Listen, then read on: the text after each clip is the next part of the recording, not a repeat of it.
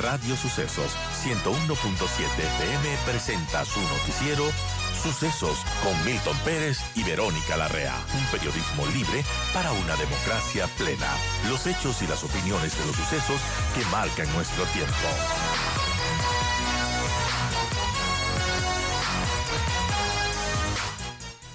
Estamos con la doctora Pamela Aguirre, directora del Observatorio Jurídico Social de la Universidad Espíritu Santo de Guayaquil, abogada constitucionalista. Doctora, buenos días, gracias por acompañarnos. Los resultados de la consulta popular para las preguntas que ganó el sí son contundentes, para las preguntas que ganó el no también son contundentes. Ahora, ¿cómo instrumentalizar todo lo aprobado por la ciudadanía el domingo? Sobre todo en términos de lo que tiene que hacer el presidente, porque tiene 5 días de plazo después de que se publiquen resultados, de que se proclamen resultados, y la Asamblea hasta 60 días para tramitar los proyectos que el presidente envíe. Primero, no se establece si es que hay un tiempo que pasa más allá de los 60 días o que pasa más allá de los 5 días. Buenos días. Muy buenos días, Milton. Me disculpo por esta forma de conexión. Hubo un tráfico terrible y no alcancé a llegar a la oficina. Y a usted que le Buenos llaman días para con toda su Telamazonas a la audiencia. última hora, por eso entiendo. Gracias.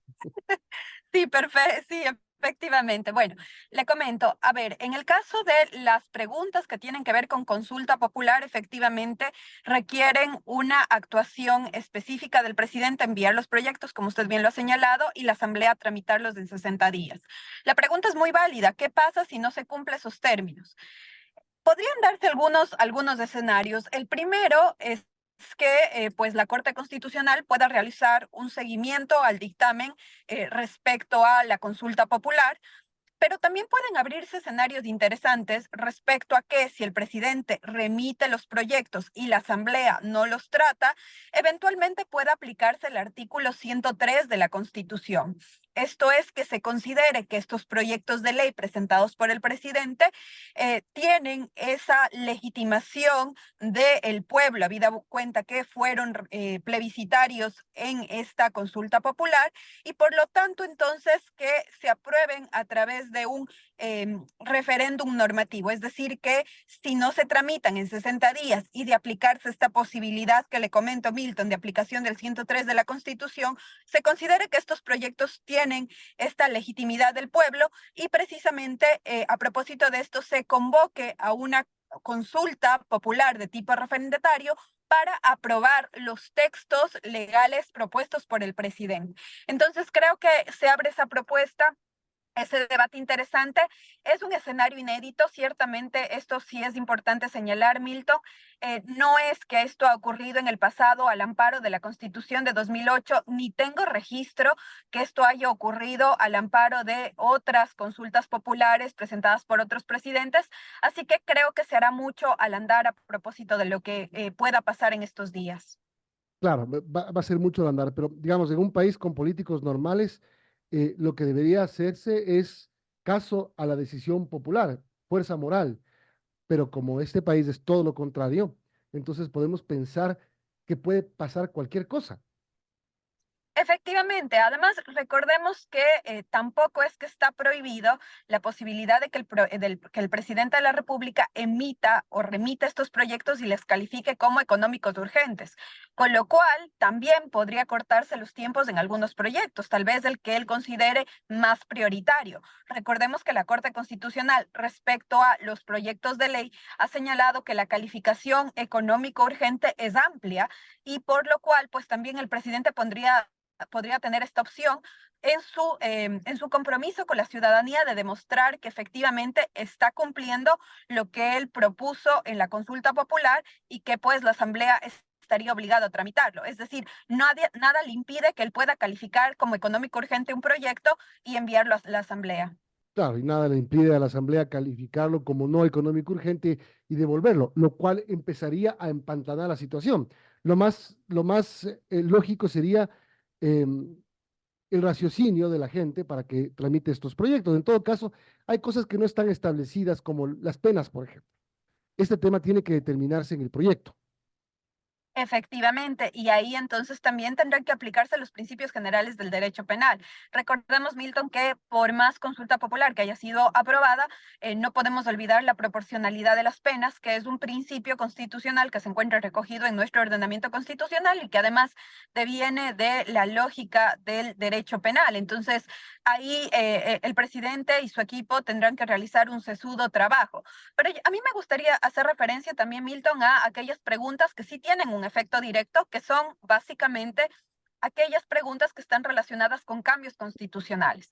El apoyo Exactamente. complementario de Fuerzas Armadas del artículo 158 de la Constitución, que una vez proclamados los resultados y publicados en el registro oficial son normas constitucionales directamente aplicables. Es decir, ahí no cabe el argumento jurídico de que es necesario esperar la ley, porque ya hay una norma constitucional. Recordemos, por ejemplo, que en el caso de la muerte cruzada, la disolución de la Asamblea, la Corte Constitucional no tenía normativa sobre la cual le establezcan cuáles son los parámetros para hacer el análisis de constitucionalidad de los decretos ley enviados por el entonces presidente Guillermo Lasso. De igual manera, si es que el presidente de la República aplica, una vez que han sido publicados estos resultados de el apoyo complementario de Fuerzas Armadas y quiere aplicar el 158, remitirá a la Corte y la Corte tendrá que hacer un control sobre el andar. Es decir, ese cambio automáticamente podría surtir efectos. Igual caso podría ocurrir en el caso de la extradición.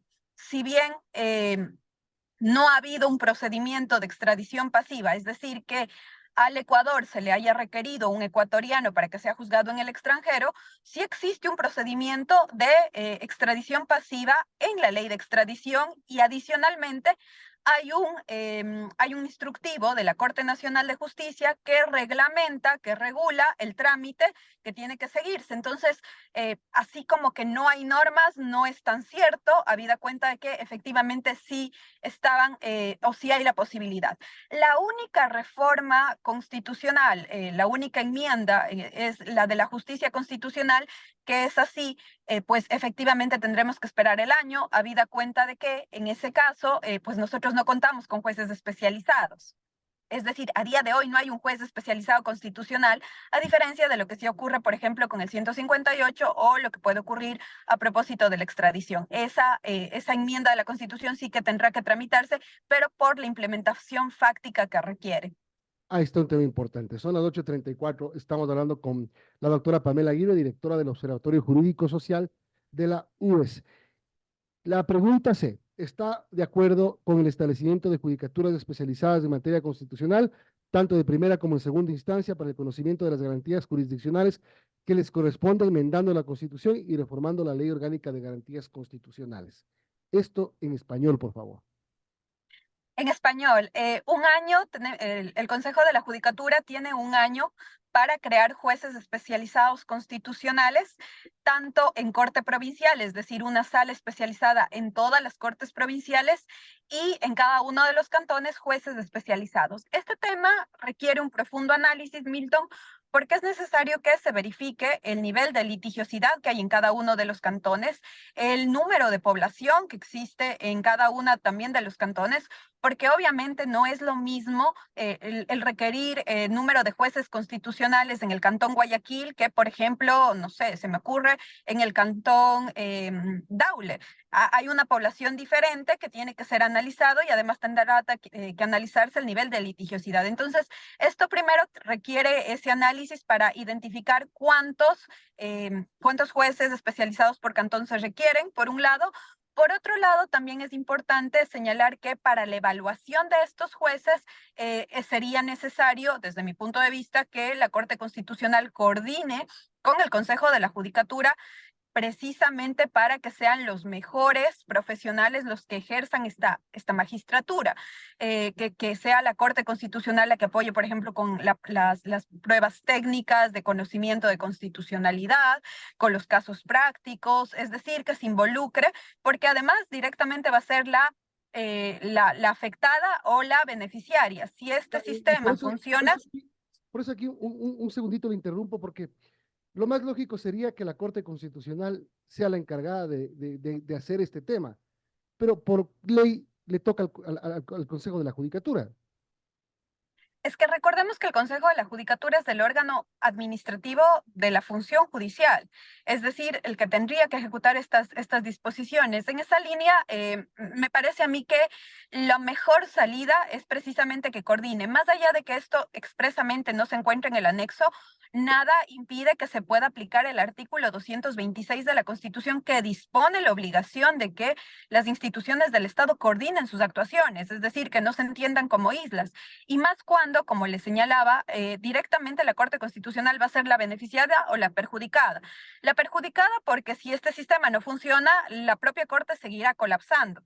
Y si este sistema funciona, pues precisamente la Corte va a poder desfogar aquellas causas que tiene represadas por el diseño constitucional. Es decir, esto puede ser una gran vía, principalmente con la elección de buenos jueces en salas de corte provincial, porque me parece a mí que ahí está el punto neurálgico en el que puede ser ese gran filtro para evitar, por ejemplo, que se mantengan decisiones como las de un juez de Manglar Alto o el juez de Yaguachi, que esto va a llegar a una corte provincial de una manera mucho más rápida y puede ser solucionado por esa corte provincial.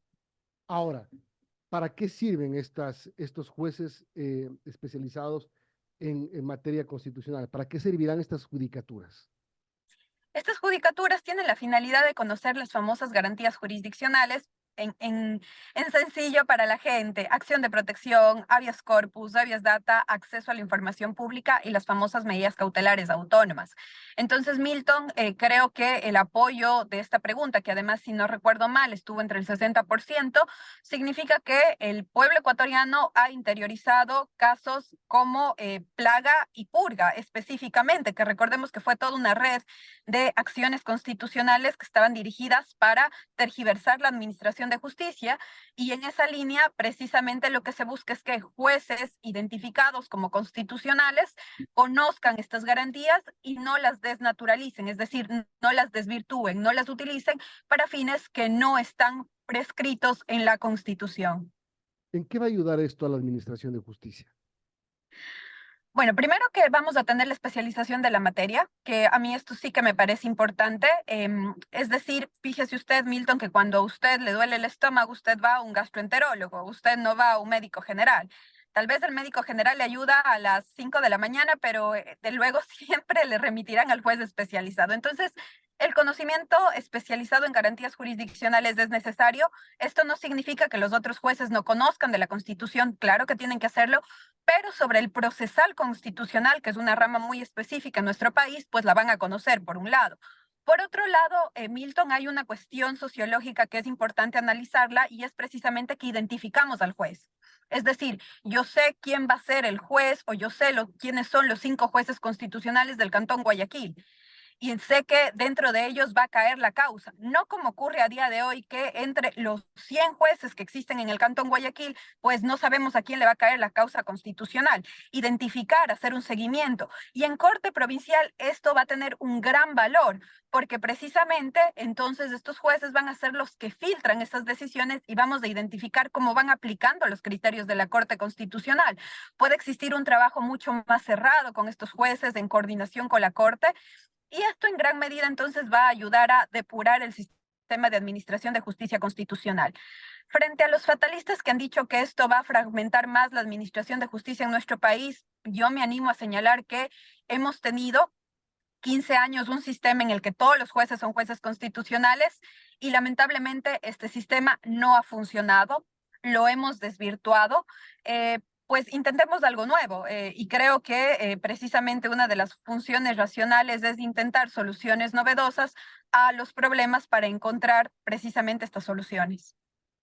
Le quiero agradecer por habernos acompañado y dado su punto de vista y explicado además estos temas que se aprobaron en las urnas y que ahora viene quizá otra parte complicada también, que es sacarlas adelante y hacer cumplir la voluntad popular. Doctora, gracias y buen día. Muchísimas gracias, Milton, a usted y a toda la audiencia.